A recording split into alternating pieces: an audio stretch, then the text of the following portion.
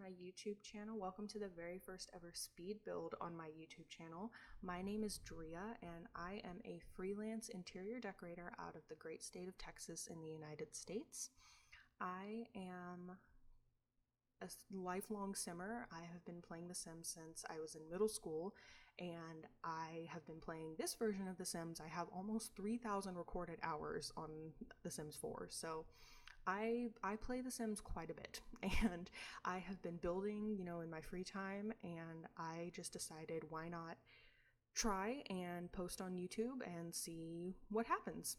I'm sorry about the resolution. I don't know why my camera was kind of fuzzy. I did set my resolution to like the highest settings on The Sims, so like on my end it looked perfectly fine, but for some reason when I went to actually look at it, I was like, oh well, it's fuzzy. So sorry about that. I'll work on that as I continue posting, but I hope it's not too distracting. I hope that it's watchable. So today we are building a Sears catalog home. This home is called the Kendale. It is a 3-bedroom, 1-bathroom house, and it is weird. My husband and I, we say funky. Houses are funky, and this house is definitely funky.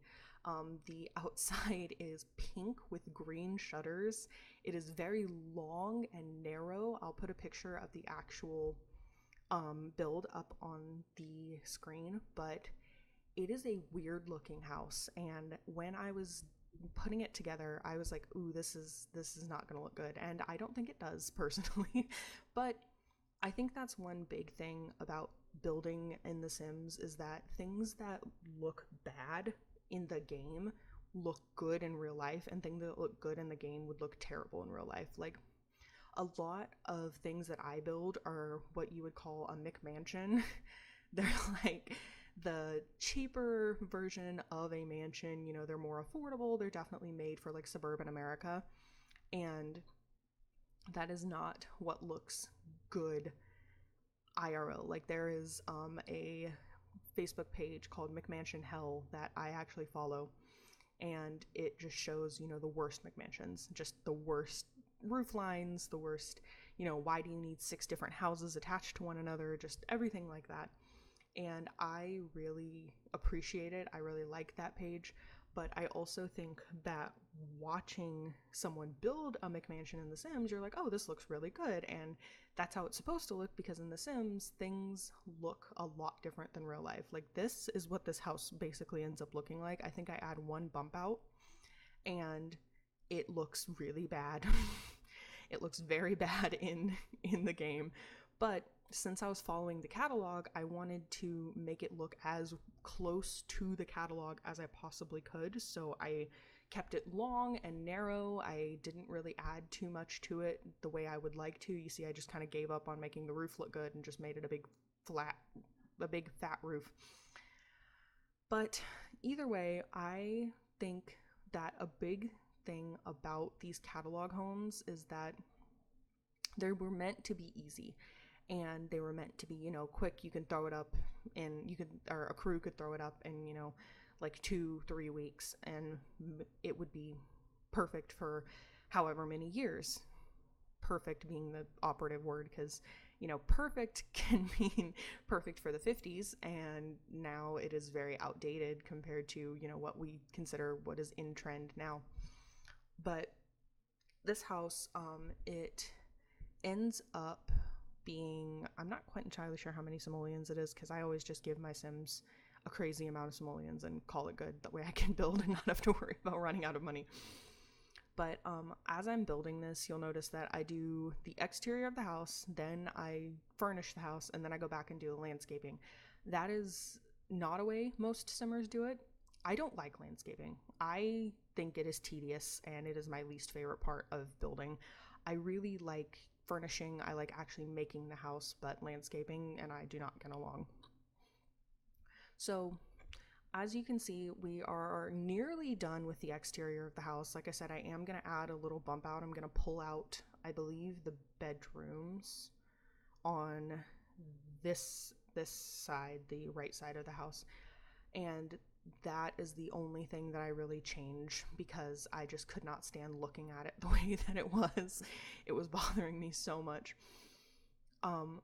I have, like I said, I've been building for quite some time, and I have built a variety of different houses. I've never built a Sears catalog home because, like I said, I don't think they look very good in the game.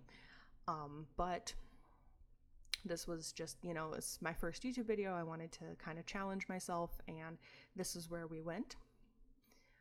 Like I said, here is where I add that bump out, because the way that this house looks was bothering me so badly. I tried to add a bump out on the left as well, but I just didn't think that looked very good. So I went ahead and just did it on the right, and that really changed things for me. I felt like it made it look a lot better. I mess around with the roof a little bit just because I didn't want the one part of the roof cutting into the longer part. But you see, I tried to add a bump out on the left, and I just didn't like the way that looked, but the bump out on the right definitely helped it. It made me feel like the house looked better. It had a little bit more intrigue than just a big flat house, which is a problem in The Sims. Having big flat houses does not give your house a good look. That is something I learned way back when I first started building, and I would just line an entire room with wall lights because I didn't want to look at ceiling lights. I thought they were ugly. Big flat boxes do not make a room look good. First of all, they don't make a house look good. Second of all, it makes it so much harder to split up the house into a floor plan. Having a big flat box means you can have boxes as your floor plan, and that is it. And it is very hard to design a house when every room is a square, and it's very hard to put in hallways and places where you can, places that you can walk through to get to your bedrooms. It is very hard to do that when it is just a big box. So I know we have sectionals in the game, but I wanted to use the base game, like really plush beige sofa, that one right there, in a sectional. So I just fused it together and put it in the corner because I didn't want to look at the back, which looked pretty ugly. But I wanted a sectional that wasn't the sectionals we got with Dream Home Decorator. I like those sectionals, but not for this house. I wanted this house to feel a little bit more classic, a little less modern. And the story I had for this house was that it was a mother and her two children. I figured it was a boy child and a female teenager. And the boy is very creative. He loves art. I put in the kitchen like the bread box and the little plate that has the like handprint on it, because I figure that this boy he's super creative. It's like his entire thing is just making art for his mother. The girl sim, the teenager, she wants to be an actress. I figured I put down the like acting microphone stand in her room, and I kind of based her off of myself in that she wants to get out of her small town and go be on Broadway or on TV. I figured Broadway just because that, if she's based off of me, that was kind of my goal when I was in high school, as I wanted to be on Broadway. But she also has a skill in photography, and she is pretty good at photography, so it's kind of like her backup. If she can't make it on Broadway, then she'll just be a photographer, and that'll be her way of being able to still stay near a stage, because I figured she could be like not like a paparazzi, but like a magazine photographer, where they go and they take pictures of the actual shows as they're happening. So yeah, we are moving into the dining room, and it is I know I just said I wanted it to be like less modern, and then I use these very modern chairs, but I think they balance out really well with the rest of the house. I don't think anything is particularly out of place here. And that, I chalk that up to being an interior decorator. I look at furniture all day long. I look at houses all day long. I look at staging all day long, and I'm able to say, I think this looks good here. I think this does not look good here. But there is one thing that I want to point out. I very sparsely decorate. And that is because even though I do build a lot, I also play a lot. And When houses are too over decorated, at least for me, it makes it impossible to do hardly anything. If your sim cannot get to their countertops, or if they cannot walk around their dining room, then it is so hard to play the game. So I try and make my builds very player friendly. I try and make it so that yes, it looks good, but it also is very usable. And excuse me, the biggest part about making them user friendly is I don't clutter up a lot of surfaces. I personally don't like the look of clutter. I know it makes a house look more realistic, but it also makes it, like I said, impossible to play the game. So clutter is very few and far between in my houses. I do add decor. Like I said, here's the bread box and the little plate is going to go down here in a minute. But I cannot sit and build an entire house that is just cluttered to the brim unless I'm making like a hoarder house or a house that's supposed to be renovated, like a house to flip, because it irks me when my Sims stand there and they're like, I can't get around this. It's like, well, then why would someone put it there? That's my big problem I used to have when I would build, is I would use move objects, and I am using move objects here, but I would use move objects and I would put down a million different things. I would make rooms so tight that you could barely get anything into them. And then I would get mad at my Sims because they couldn't get through, they couldn't walk to the bathroom. Or I built this one restaurant, and it was a vegetarian like themed kind of like modern building, and my Sims could not do anything in it. You couldn't get a table, you couldn't walk, up the stairs to the bathroom, you couldn't even, you could barely sit down, because I had just gotten seasons when I built this restaurant, and it was like snowing and my Sims were like freezing and I was not happy. So I try my best to keep houses sparsely decorated, so that way your Sim can not only get around them well, but that way they feel as though it's decorated well enough that they don't have to, be uncomfortable saying, oh, this place isn't well decorated.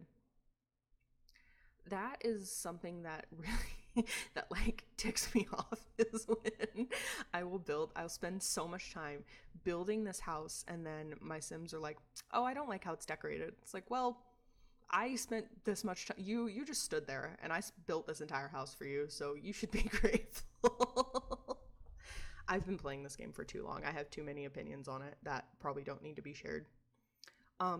But I had a friend of mine reach out and ask me about some decor things. She was like, hey, I need some help, putting together this bathroom in my house. Is there any way you can help me?